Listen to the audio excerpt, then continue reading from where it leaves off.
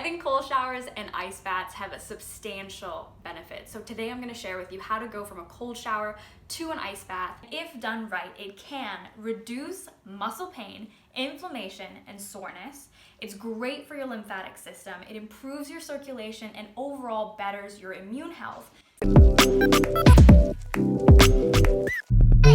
Step one is for those of you who have never experienced cold in your lives. So here's what you do. You want to take a cold towel and just wrap a part of your body, or your whole body if you want to, go for it. It's really about exposing yourself to cold just a little bit at a time. Okay, so the water in here is 18.6, so cold, but not ice bath cold. And I'm just dipping my feet and my hands in for some cryotherapy. Oh, mama. I live in Canada, so it gets pretty cold up here. So I went straight to step number 2. So step number 2 is to work on your breathing. I'm sorry, what? What does that have to do with cold showers? Hang on. So breathing is the only way you can tell your body that everything is okay. I'm in control. I got you, dude. That's what you're saying to your body, right? Now, our body has the tendency to ring the alarm whenever we do something that is stressful. And a cold shower is exactly that, stress. So when you step into your cold shower and your body goes into panic mode, it's your responsibility to calm it down.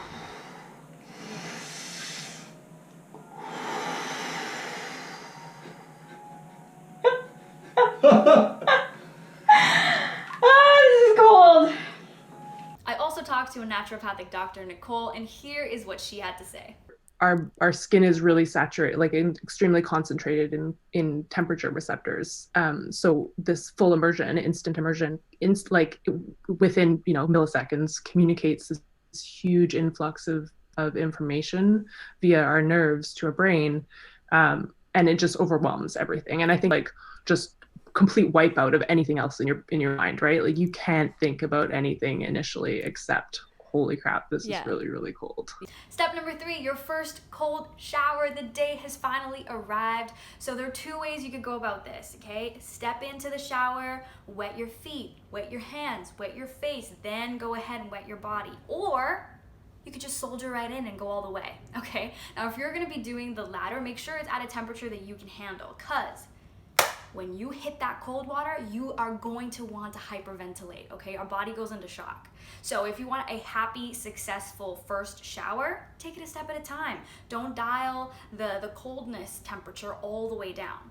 Now, I have this amazing little gadget. It's a little ducky, and I got it from Amazon, link down below. It measures the water temperature for me. And so knowing the temperature beforehand allowed me to brace myself for what was to come. So your goal is to stay in the shower for a few minutes. Now, running water actually feels colder to our skin because it keeps replenishing and renewing, so we keep hitting it at that same temperature. And our body doesn't have the opportunity to heat up the water around it, unlike in an ice bath, which is why for an ice bath we can go colder and it still feels pretty tolerable, right? So your goal is to stay in the shower for about 5 minutes. Now, if 5 minutes sounds daunting to you, then start with 1 and then slowly increase your time. That intense influx of information to the brain can actually be a bit of a therapy for people that are struggling with anxiety and depression, because it temporarily interrupts any neurological processes in the brain that are related to feeling low or feeling anxious. Right.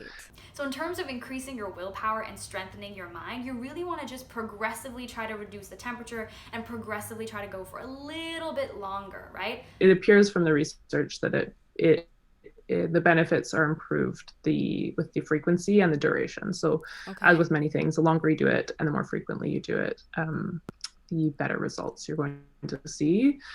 So in terms of water temperature, you're aiming for anything below 20 degrees Celsius, which is about 68 degrees Fahrenheit. Now, human body temperature is 37 degrees Celsius, and so 20 degrees is quite a lot colder. My preference for cold showers is to hit around 15 to 18 degrees, and in terms of ice baths, I like to go to 12 or 13 degrees. Step number 4, your first ice bath. So after you've been doing cold showers for a while, you are ready to take your first ice bath. Now, what's a while? 20 days, I would say, at least. I actually waited a whole year before I took my first ice bath. So hey, just so you know, it's not a race. You do you, right? It's about when you feel ready to take the leap. So I've taken 2 ice baths, one 10-minute one, which I will link up here, and the other one was 20 minutes. Now, if you want to see the entire experience of it, go on to my Twitch, twitch.tv/thegreatkind, click on highlights, and it's right there. So both experiences for me were very different. So I don't want to taint your perception of what it's going to feel like. My first ice bath was cold. I was shivering for a lot of it, and I was not calm. I couldn't talk without shaking. Whereas my 20-minute one, I didn't shiver at all. And it's crazy to think that my body just adjusted after one experience, but I didn't shiver at all. I was also extremely sweaty before I went into the ice bath for the 20-minute ice bath, so maybe that added to the effect. I have no idea. I can't really tell you what it's gonna be like for you. You're just gonna have to try it and experience it for yourself. What I can say for sure is that every single time I have had a cold shower or an ice bath experience, I have come out feeling extremely happy. Like, I feel like I'm invincible, I feel refreshed, I feel like I've stepped out of a waterfall, and that feeling never goes away. We do know from the research that there's this release of neurotransmitters, dopamine and noradrenaline, all sorts of other ones, but that are related to positive mental health. And so that is something people often will report that they do feel initially. Like, I mean, and there's endorphins and everything else. Like you jump into a cold lake, it's a major rush. Like, you feel good, it's intense, but it's a good feeling for most people. And so that mental health component, I think, is big. And the other thing is just a sense of accomplishment, like of physical and mental resilience, like that, you know, like you've just spent 10 minutes in cold water and you're like, yeah, I can do anything. Good luck to you. If there are any questions that I did not answer, please ask them down in the comments below. And that's it for me. I will see you in the next video.